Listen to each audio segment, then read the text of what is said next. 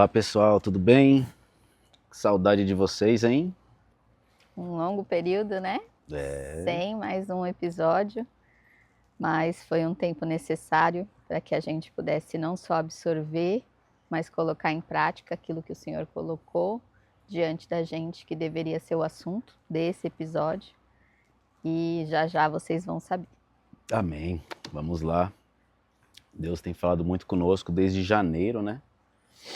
Sobre algo nosso mesmo, um tratamento nosso com Deus. E nós viemos aqui falar um pouco sobre o que Ele tem mostrado para nós, né? E algo que nós temos tentado com as forças do Espírito Santo, buscando força no Senhor, fazer de uma forma que venha alegrar ao Senhor, sabe? E Deus tem falado muito conosco sobre fogo no altar. E existe uma passagem na Bíblia que fala sobre Nadab e Abiú, filhos de Arão, que ofereceram um fogo ao Senhor. Nós queremos ler essa passagem e aí nós vamos conversando, tá ok? Está em Levítico 10. Vamos lá, vou abrir aqui na Bíblia. 10, Levítico. Um momentinho. Levíticos 10, 1. Minha Bíblia King James. Vou ler para vocês. Nadab e Abiú, filhos de Arão, pegaram cada um o seu queimador de incenso, colocaram incenso dentro, puseram fogo e o apresentaram a Deus, o Senhor, como oferta. Contudo, não fizeram isso de acordo com as leis de Deus, e por isso ele não aceitou a oferta deles. De repente partiu de diante do Senhor uma labareda que os aniquilou, e pereceram ali mesmo, onde Deus estava.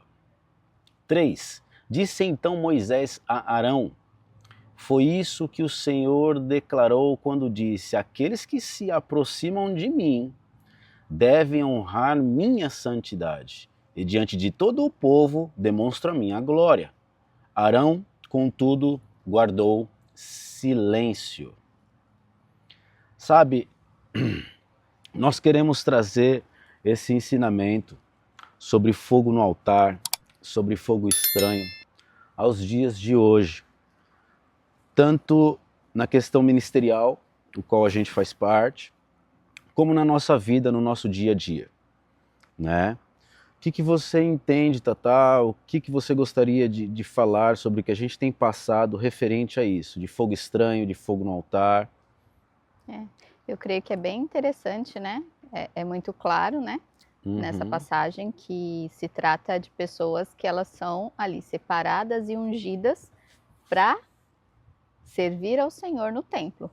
Então, a gente não está falando aqui de uma pessoa que acabou de conhecer a Cristo, que ainda tem, né, que passar por todos os processos de ensinamento para estar ali diante do altar. A gente está falando de pessoas que não só conhecem, como de certa forma eles carregam um título de sacerdócio dentro da casa de Deus. Então, eu creio que para a gente, quando o Senhor colocou essa passagem ao nosso coração, a gente parou para pensar o quanto isso ia trazer de ensinamento para nós, quando nós estamos ali diante do altar do Senhor, trazendo um fogo de sacrifício para Ele. E aí no final dessa passagem que você leu, a gente nota assim que é muito preciso que Deus está falando o quê? Que é necessário que a gente respeite a santidade dele. E aí a gente olha assim para a vida de Nadab e Abiú, filhos de um grande sacerdote. Eles com certeza tinham todo o contexto de saber como se funcionava dentro ali, né, do templo, mas eles negligenciaram a santidade de Deus. E quantas vezes a gente vê a gente mesmo, né, só funcionando no quesito eclesiástico de ser igreja, mas negligenciando a necessidade de nos santificar antes de entregar algo para Deus. É isso. E o que você disse é bacana, porque trazendo hoje, se você for ver, eles eram sacerdotes, não era qualquer pessoa que era sacerdote. E além disso, eles estavam no altar. Exato. Olha só, eles tinham posições, eles tinham experiência espiritual, mas de qualquer forma, o que eles fizeram? Eles ofereceram um fogo, o qual Deus não ordenou. Ou seja, não houve uma obediência, entende? Então, isso quer dizer que às vezes a gente pode estar muito próximo do Senhor, né? Sendo um sacerdote, sendo um líder, sendo o que for, né? A gente está ali no altar, a gente ter posições relacionadas ao ministério que nós estamos, experiência espiritual, mas não ser obediente à voz do Senhor. Entende? Então, além, muito mais do que uma certa proximidade, muito mais do que você fazer parte do ministério do Senhor, creio eu, como nós temos passado, que a obediência ela é uma grande chave para nós. Exato. Né? Para oferecer um fogo que venha subir como um cheiro agradável ao Senhor, né? E não um fogo estranho. Entende? Entendo.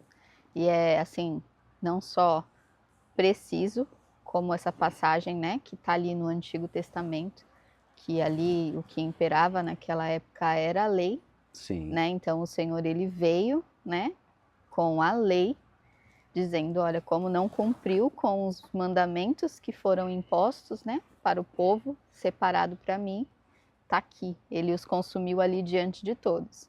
Hoje em dia existe algo que todos nós, né, fomos agraciados pela graça. Sim. Só que se a gente não se atentar pelo perigo que há na graça, da gente não levar a sério a santidade e as coisas de Deus, de como deve ser feito, né? Como que a gente vai conseguir trazer um legado para essa próxima geração de como deve se reverenciar esse Deus que é santo. Não é só a graça que me é oferecida para que eu faça parte ali do reino de Deus. É muito mais que isso, é uma responsabilidade grande de fazer sem ruga, sem mácula, de realmente trazer uma noiva ataviada e adornada, de maneira que a santidade seja mais importante do que um título, um cargo. Aleluia. Porque muitas vezes, no mundo atual, nós vemos o quê? As pessoas, elas têm, né, os seus títulos, os seus cargos, e nada contra isso. Isso é a eclésia, ela precisa funcionar assim. Sim. Só que e o coração? Está preparado para que você entregue realmente a Deus esse seu sacrifício de renúncia do seu eu, para que aquilo que esteja no altar seja realmente o que Deus está pedindo? Ou ainda existe dentro de você aquilo que você quer e aí você deturpa, manipula, trazendo algo para o povo de Deus que não é santo, que não flui da sua vida? Olha que sério a gente olhar por esse ângulo e falar, misericórdia de mim, ó Senhor. A gente tem que tomar muito cuidado, né? Porque você começa a caminhar com o Senhor e automaticamente você vai buscando mais e mais, ou seja, permitindo com que o Espírito Santo fale mais em você do que o próprio seu eu. Só que às vezes a briga continua, sabe? Sim. Entre você sabe, você e o seu luta eu. entre a carne e o espírito isso. é constante. Então às vezes você começa a liderar, você começa a servir e automaticamente, se você não tiver a direção do Espírito Santo e não tiver obediência no Senhor, você começa a servir e a liderar do seu jeito. Exato. Sabe? E o nosso jeito de servir e liderar é totalmente errado, sabe? Por quê? Porque eu não estou ouvindo a direção do Espírito Santo. Eu estou ouvindo somente a minha direção, o meu eu dizer. Então nós temos que tomar muito cuidado, porque isso soa também como um fogo estranho no altar do Senhor, né? Então às vezes você vai ficando famoso, você vai adquirindo uma certa imagem, você vai tendo um certo reconhecimento. E isso é uma faísca para que seu ego venha aparecer, sabe? Então a gente tem que tomar muito cuidado, porque a gente começa a dar vazão para o nosso ego, para o nosso orgulho, e isso destrói a unidade. Porque a igreja nada mais é do que são pessoas unidas com um propósito único de expandir o reino do Senhor para os demais. Mas quando há uma quebra nessa unidade, é um fogo estranho que está ali. E uma grande brecha, né? Uma grande brecha. Para Então, aquilo que está sendo colocado no altar do Senhor. Isso, e a gente tem que tomar muito cuidado, a gente tem que estar muito antenado ao Wi-Fi do céu, né? A conexão com o Espírito Santo, para que a gente tome até cuidado na maneira como a gente vai falar com outras pessoas, né? Porque quando você está muito cheio do Espírito Santo e você vai conversar com alguém, há os frutos do Espírito em você, né? Mansidão, sabe? Você consegue falar de uma maneira que gere vida nessas pessoas, né? E não que gera divisão e não que gera discórdia, porque quando gera muita divisão e quando gera discórdia, eu tenho certeza, em nome de Jesus, que não é o Espírito Santo. É o orgulho, é o ego. E aí cai na questão de você ter proximidade com o Senhor, mas você não tem obediência ao Espírito Santo. Entende? Então isso é muito ruim. Então nós temos que tomar cuidado até nessa maneira para que não venha dividir o reino, para que não venha gerar discórdia dentro do reino. A gente não pode esquecer que o ministério ele é coletivo. Ele não é individual. Sabe? A nossa igreja ela é coletiva. As pessoas elas têm que andar junto. As pessoas elas têm que ter foco em vidas, sabe? Deus te deu um dom onde você pode atingir 30 pessoas. E Deus me deu um outro dom, mas eu consegui atingir 10 pessoas. Eu não tenho que fazer conta para que gere uma disputa onde eu possa atingir mais vidas que você. Eu tenho que pegar as suas 20 vidas que você conseguiu através do Espírito Santo e as 10 são 30. Exato. Sabe? É somatória, Reino é é multiplicação, somatória. sabe? E Nunca às vezes a divisão. gente esquece disso. E a gente acaba oferecendo um fogo estranho para o Senhor, entende? A grande questão, eu acho que do meio evangélico hoje em dia, é porque a visibilidade, né, que a internet trouxe para alguns membros do corpo de Cristo, acabou que foi, de certa forma, até um câncer, né? Sendo, de certa forma, dissipado ali no meio do reino. Infelizmente, é uma palavra forte, mas quando você para pensar, é o que tem acontecido hoje em dia, porque as pessoas elas estão deixando com que estar bonito no Instagram e na foto seja muito mais precioso do que estar em santificação no seu secreto, estar em discipulado com uma liderança que realmente te aponte para Cristo. Hoje em dia, são poucas as igrejas que a gente pode ver que realmente levam a sério a doutrina e o ensino de Jesus em todos os quesitos antes de colocar um membro à frente, ou seja para liderar, ou seja para trazer uma ministração diante do altar do Senhor. E aí que cai no erro. A sua quantidade de seguidores está valendo muito mais do que a unção que Deus derramou sobre você e te prepara no secreto para que depois você possa expor isso no altar. Infelizmente, nós vivemos num mundo que a gente precisa voltar a buscar Deus na santidade do que Ele é, para que eu seja santificado, que eu tenha essa conexão que você mencionou, para que quando eu esteja diante de algo assim, eu possa não só julgar, porque o Senhor na palavra dele diz que nós podemos julgar, mas que eu possa trazer um alerta que gere vida, como você comentou. Não que gere morte, não porque você está ali mostrando a pessoa, olha, você está errada, não. Mas é porque, como você disse, se o ministério é coletivo, o dom que Deus depositou sobre as vidas não é para que ela seja um dom para que coloque ali a lamparina embaixo da mesa, não. É para que seja exposto de uma maneira que, ó, tá aqui, ó. Todos nós temos que estar à luz e à luz de Cristo, para que juntos possamos entender o que é o reino de Deus. Porque se nós vamos para uma morada que é o céu, todos iremos juntos. E o aperfeiçoamento dos santos é aqui na terra. E é interessante o que você falou, porque nós temos que também se autoavaliar, sabe? Se auto-observar. Em primeiro lugar. Né? Isso. Pedir para o Espírito Santo revelar, sabe? Tipo, pô, peraí, as minhas ações, né, que eu estou fazendo hoje, ela está fortalecendo ou ela está prejudicando a igreja, sabe? Ela está fortalecendo ou ela está prejudicando a comunhão entre os irmãos, né? Tipo, eu estou oferecendo fogo de Deus ou eu estou oferecendo fogo do meu ego, o fogo do meu orgulho, o fogo do meu eu, entende? Então, para ficar mais claro, você pode ver um exemplo básico que acontece como um fogo estranho, né? Você pode pegar alguém que assumiu um ministério, vamos colocar um ministério de louvor, um exemplo. Sim. E ali ele vai decidir o repertório, ele vai decidir os louvores, né?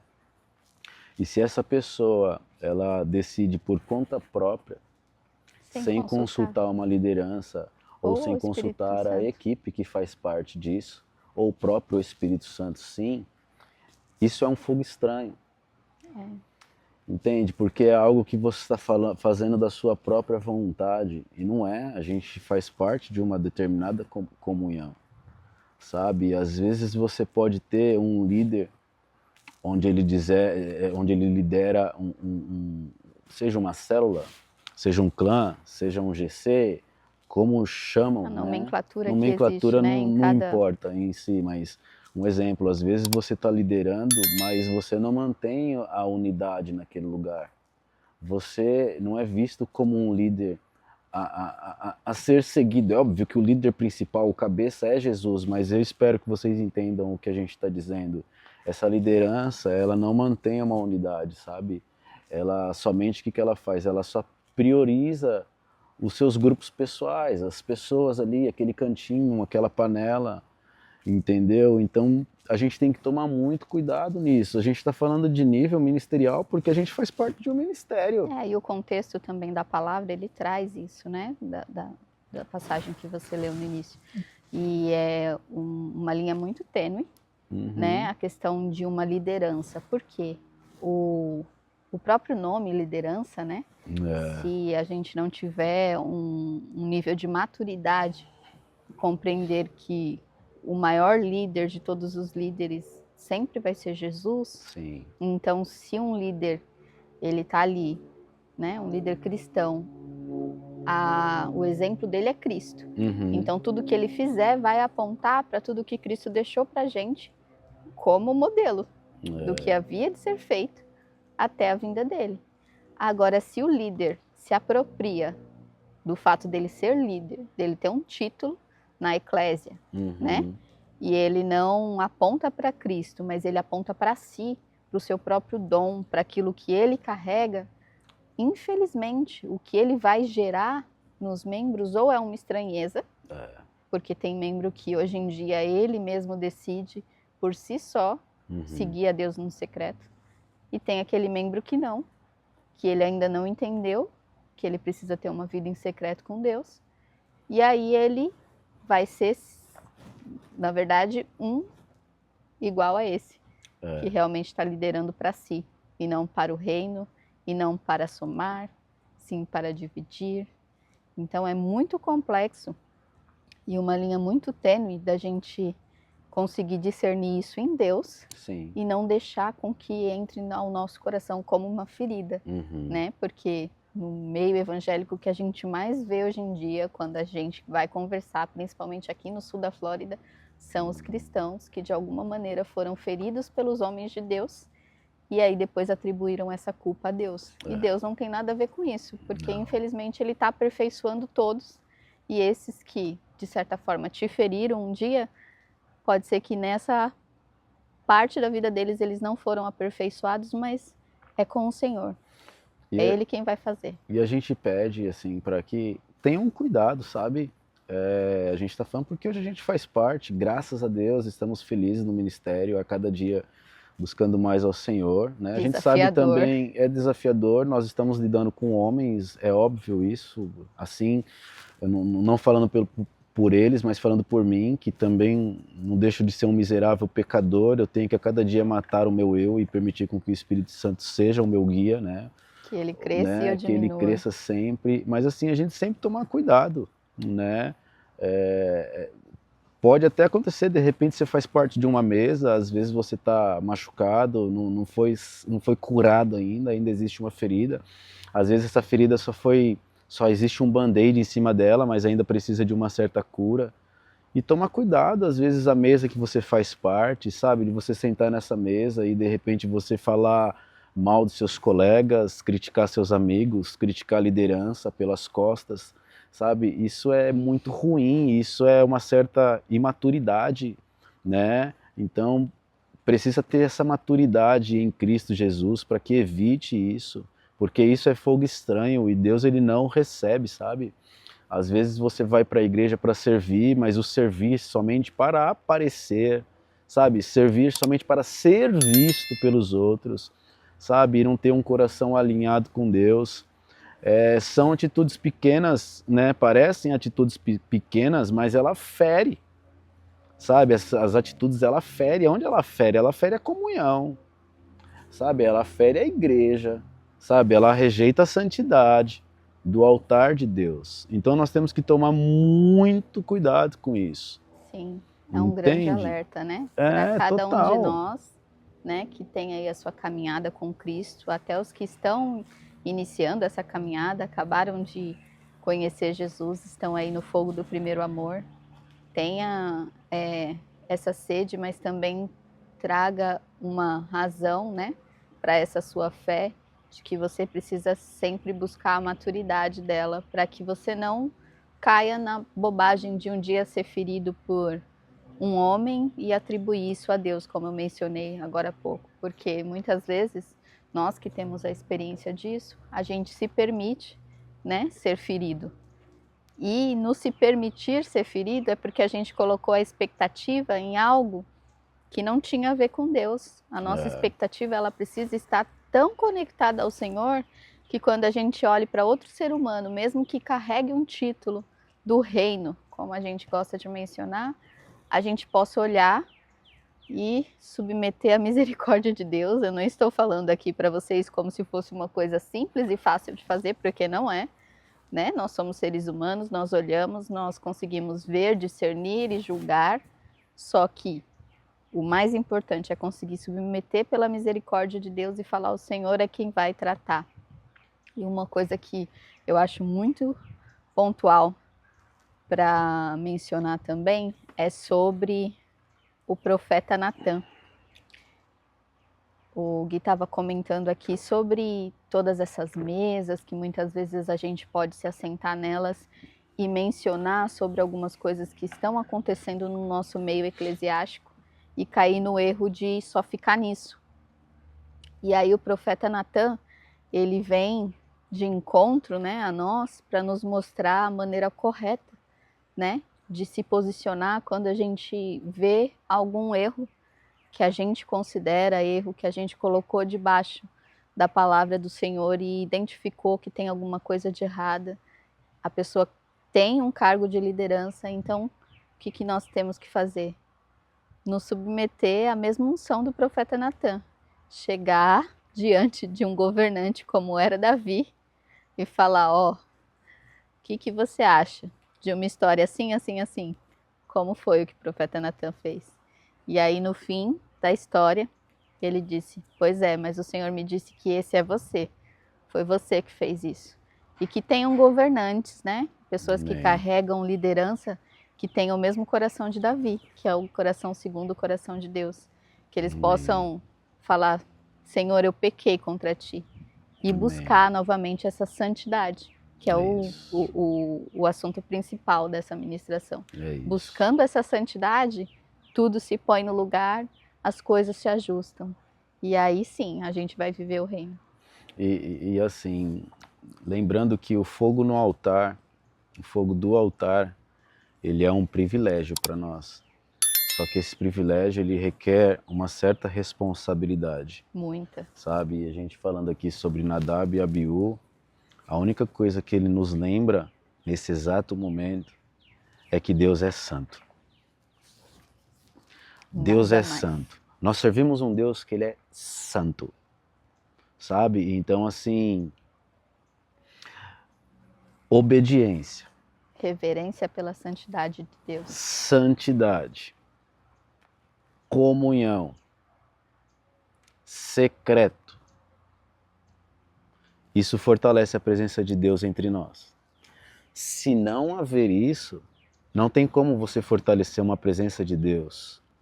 Sabe, eu sempre digo para Tatá, para Tamires, que subir em um altar, o altar, ele é o reflexo da sua intimidade que você tem com o Senhor Jesus em secreto. Quando uma pessoa ela sobe no altar, seja ela para dar um aviso, para ministrar, para louvar, para orar, o que for, tem que revelar o secreto dela. Não tem como uma pessoa pegar um microfone e dizer algo em cima de um altar sobre unidade, sobre comunhão, se não vive isso. Se não pratica, né? Porque aí é teoria, né? Não tem como uma pessoa dizer algo lá em cima, cobrar algo de alguém que está ali embaixo, se ela não é o exemplo nisso. O exemplo vivo e santo. Então, quando for dizer algo, quando for falar algo relacionado a Deus, você tem que ser o exemplo. Você tem que ser obediente, você tem que procurar santidade, você tem que ter comunhão com os irmãos para fortalecer essa presença de Deus. Senão, é fogo estranho. Então que nós venhamos a ter cuidado, principalmente eu e a Tatá, minha esposa. Sim. Quando a gente for falar de Deus para alguém, quando a gente for orar por alguém, quando a gente colocar a mão na cabeça de alguém, quando a gente... o que for, a minha vida e a vida da minha esposa tem que estar na luz. Eu não posso dizer sobre relacionamento com outro casal se eu sou um cara que trai a minha esposa. Eu não posso dizer algo para um jovem sobre pornografia se eu sou um cara viciado em pornografia. Eu não posso dizer para um cara que a nossa igreja tem que estar em comunhão se eu sou uma pessoa que não tem comunhão. Então, essa revelação, ela caiu primeiro em nós. Deus falou isso conosco. Seja Exato. exemplo. Busque a santidade. Busque a santidade você me entrega no seu no altar, secreto. no seu fogo. E aí você me entrega o fogo que eu recebo. É isso, gente. Exato. Tá bom? Se você gostou, tem algo para dizer, amor? Não, acho que não tem mais nada. Se você gostou, se tocou em algo, né, compartilhe, mostre para alguém, deixe perguntas. Nós estamos a cada dia aprimorando para que a gente venha fazer vídeos que, primeiramente, fale conosco, para que a gente possa mostrar isso para vocês. Exato, que o que flua da nossa vida seja algo que realmente a gente teve como experiência, porque muitas vezes a gente pode ter um diploma, mas o diploma fala daquilo que a gente aprendeu. Mas a experiência, ela sempre vai ser pautada naquilo que a gente viveu. E quando a gente vive, a gente tem autoridade para dizer, olha, não vai por esse caminho, ou então vai por esse caminho aqui, porque eu sei que aqui você vai estar seguro em Deus. Aleluia. Amém. É isso, viu? Até o próximo. Um abraço. Deus abençoe. Tchau, tchau.